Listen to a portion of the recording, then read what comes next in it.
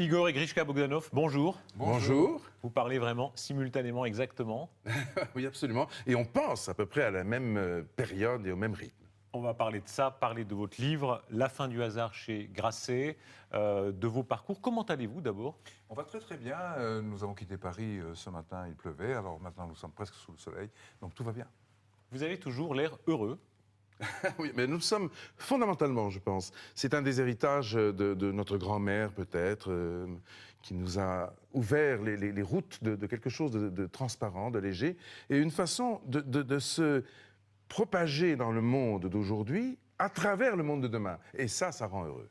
1979, 79, c'était temps X. Ça fait combien? 35 ans. 35 ans, absolument. 35 ans que vous êtes dans le paysage public, 35 ans qu'on vous connaît, ça crée des liens.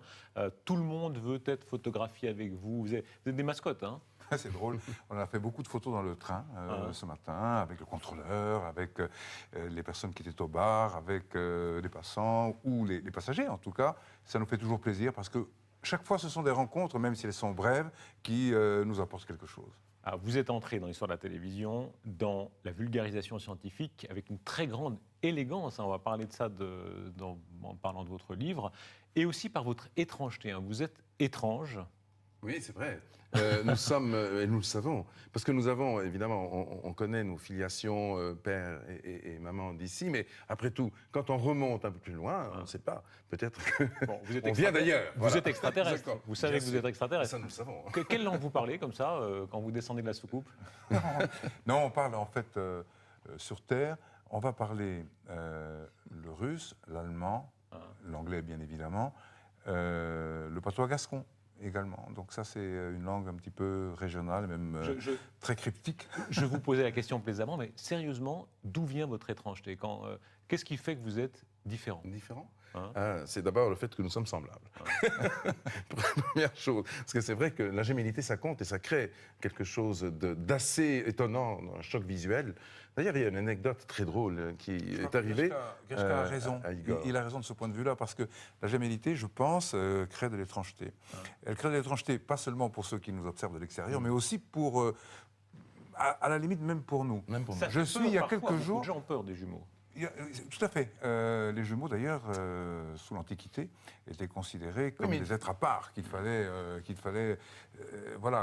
regarder avec une certaine prudence. L'autre jour, je suis au marché aux puces. Nous nous intéressons, Grishka et moi, ça c'était un héritage de notre grand-mère directement, beaucoup au passé. Donc je cherche des vieux meubles. Et tout à coup, vient vers moi, je pense qu'il est tunisien, un marocain, il me reconnaît. Et puis il me dit, c'est vous, c'est votre frère? Alors je suis un peu surpris par la question. Je dis, ben non, c'est pas moi, c'est mon frère, voyons.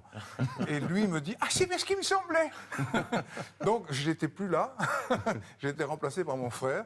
Et donc là, c'est le trouble d'identité maximale, sous son expression ultime, si on peut dire, entre les jumeaux. Dans votre enfance, la première fois où vous vous êtes dit, tiens, on est bizarre dans le regard des autres, c'était quand? C'était, je pense, vraiment consubstantiel dans notre mémoire la plus ancienne.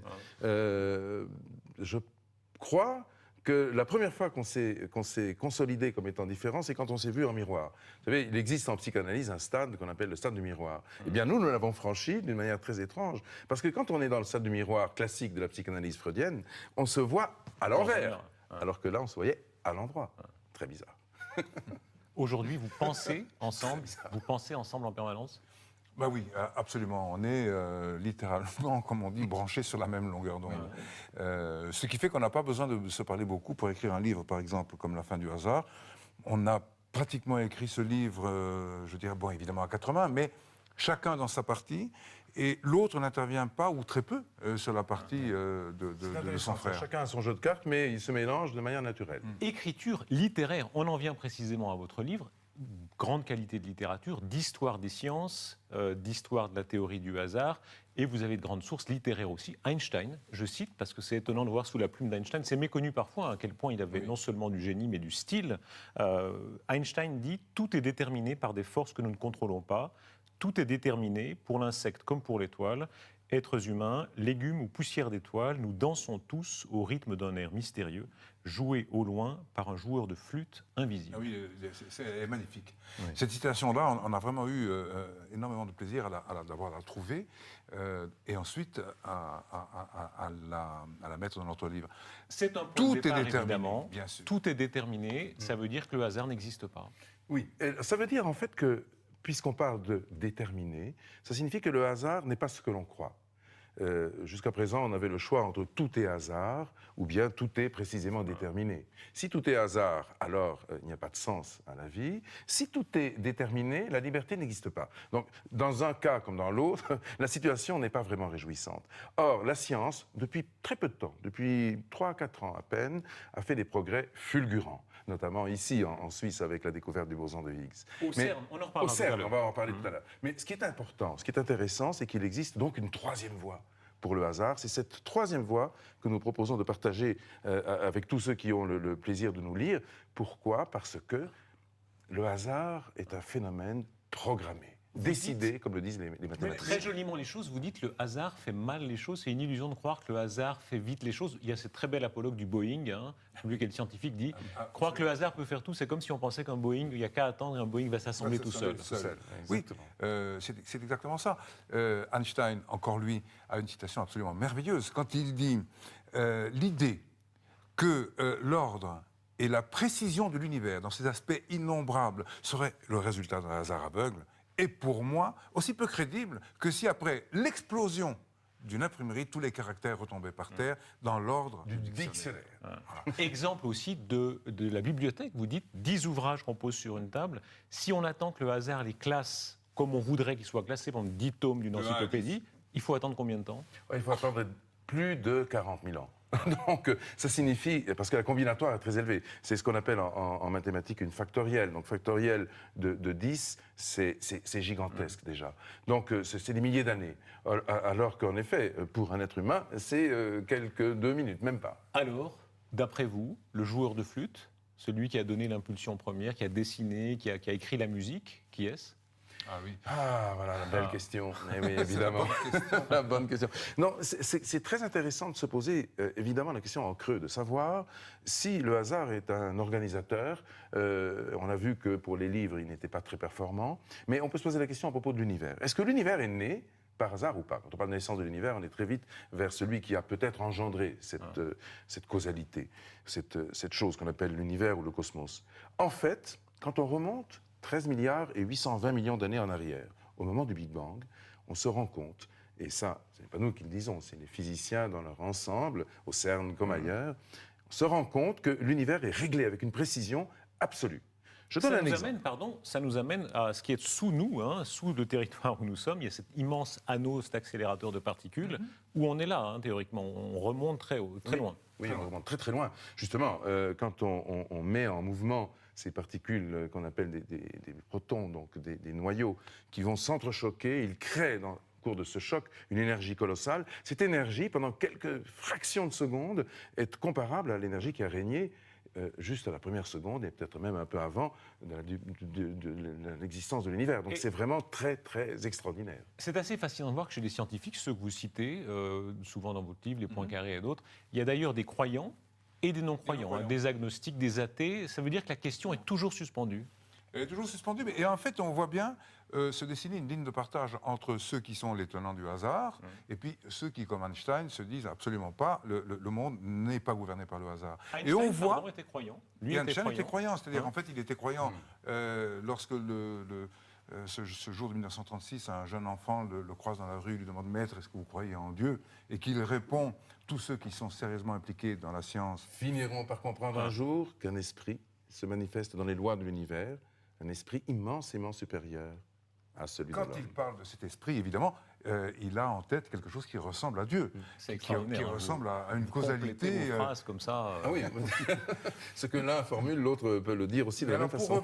Pour revenir à cette ligne de partage entre les tenants du hasard et les tenants d'un monde qui repose sur un ordre, on voit que du côté de l'ordre, on identifie cet ordre à une causalité, c'est-à-dire en fait, on peut dire que là, il y a de la croyance dans un ordre supérieur, dans une sorte de transcendance. Que certains et appellent puis, Dieu. que certains, exactement. Et puis de l'autre, ceux qui croient au hasard, comme Bohr, par exemple, sont convaincus qu'il n'y a rien, qu'il n'y a aucune causalité, et que le monde s'est autogénéré d'une certaine façon, puisqu'il est gouverné par le hasard. Avec un degré de complexité qui dépasse l'entendement, il y a cette citation extraordinaire de Bohr qui dit « Si vous pensez avoir compris la théorie quantique, c'est que vous n'avez rien compris. Hein. » Oui, Donc, tout à fait. il y a un stade d'incompréhension de toute façon.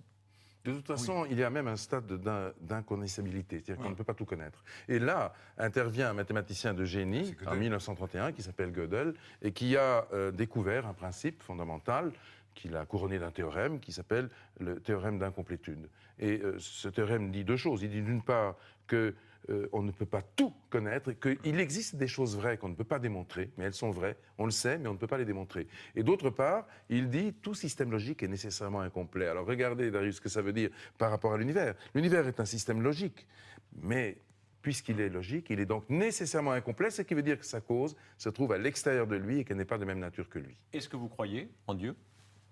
On croit en tout cas à cet esprit dont parle Einstein Même en là, 1936. vous dites, hein, c'est extraordinaire quand même, Bien parce sûr, que oui, vous oui, pourriez bien avoir sûr, une oui. différence quand Ah même non, là-dessus. non. Parce que ce point de vue-là, on n'en a absolument aucune. Quand même, Et, la foi, c'est quelque chose de tellement personnel. Il y a des moments dans une vie où on croit moins, etc. Oui, mais vous avez toujours la cru foi, identiquement au même moment, c'est-à-dire que au même degré? nous avons cheminé vers Dieu comme dit saint Thomas par les voies de la raison. Il y a deux façons d'aller vers Dieu. Hein. On peut y aller par les voies de la révélation. Bon, ça, c'est Saint-Augustin. Saint-Augustin. Et puis il y a l'autre. Voilà, Saint-Augustin dit Dieu ne s'argumente pas. Et puis nous pensons que la transcendance, la cause suprême, la cause à l'origine de toutes les causes, elle s'argumente d'un point de vue scientifique. Et c'est la raison pour laquelle nous en sommes approchés, si on peut dire, par les voies de la raison. Et vous y croyez ou non? Et on y croit tout à fait, puisqu'on le voit. C'est-à-dire que quand on regarde, quand on le voit, quand on plonge dans les profondeurs du monde physique, qu'on se rend compte que le monde physique est une illusion, parce que cette table et la matière et l'énergie qui est en dessous de la matière, tout ça c'est de l'illusion. La réalité profonde, qu'est-ce que c'est? C'est un formidable scénario mathématique. C'est ça, la réalité profonde. C'est-à-dire qu'en fait, l'essence même du réel qui nous entoure et qui émerge à notre échelle sous la forme de phénomènes identifiables, énergie-matière, l'essence même de tout ça, ce sont des mathématiques. Donc, il y a de l'esprit, si on peut dire. C'est de l'information. Cette information-là, on peut lui donner le nom qu'on voudra. Alors, certains vont dire... Ils iront justement peut-être rejoindre les tenants de la foi en disant oui, mais c'est l'esprit suprême. Nous pensons que c'est l'esprit des lois. Hein, Alors, vous parlez en croyant, mais surtout en historien des sciences, hein, davantage qu'en croyant. Vous avez pratiqué de très grands intellectuels catholiques, Jean Guiton, qui est un peu oublié aujourd'hui, mais eux étaient vraiment des hommes qui mettaient la foi, pour ainsi dire, en premier. Vous admirez ça? Vous avez de l'envie pour ceux qui ont une foi peut-être aussi irradiante? Bien sûr, la foi est quelque chose de magnifique, parce qu'elle transfigure, bien entendu, le rapport que l'on a au réel, que l'on observe différemment, mais aussi elle transfigure le rapport que l'on a à son propre réel intérieur. Donc c'est une façon d'amplifier son lien à l'univers, mais aussi d'amplifier son lien à soi-même.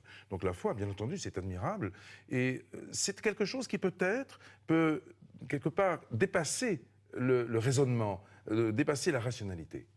Le hasard, la nécessité, vous en êtes un peu illustration. Hein. Être jumeaux, il faut combien de quantité de hasard pour que deux êtres se ressemblent à tel point? À tel point. En tout cas, c'est des dizaines de milliers de naissances. Pour ce qui nous concerne, ça peut varier selon les statistiques. Mais ce que l'on sait, c'est qu'on est supérieur à un cas sur 20 000.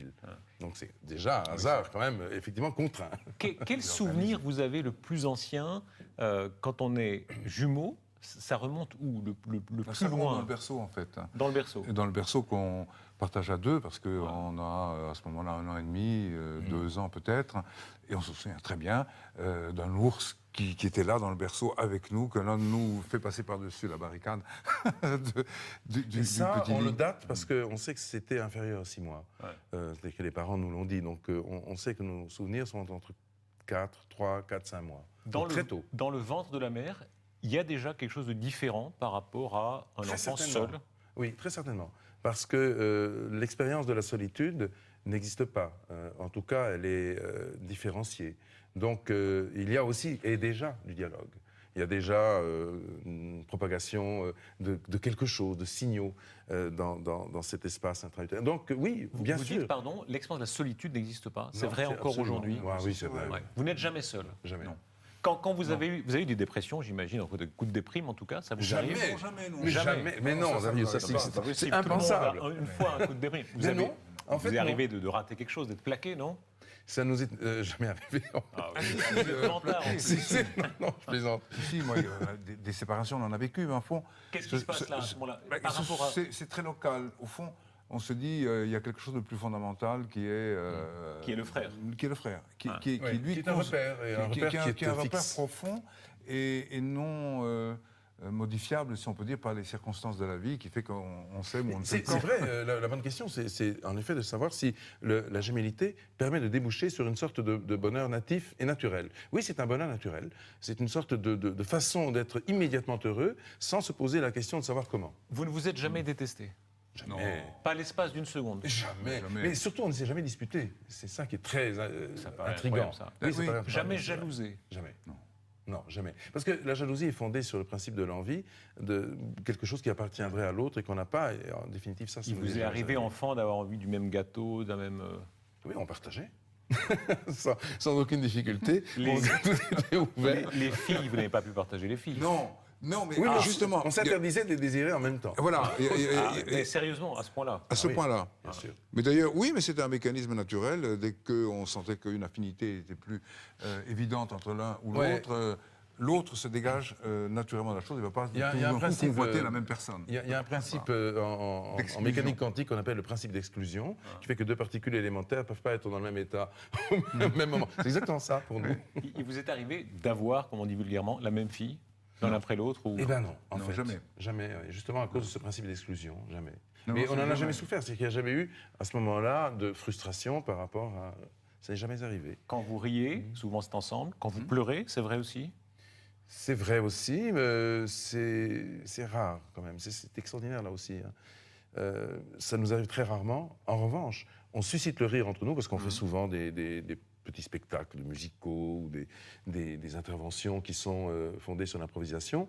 Et là, on s'enrichit nous-mêmes de ces moments très drôles. Donc on peut rire ensemble très facilement et très loin. Là, je vous différencie un peu.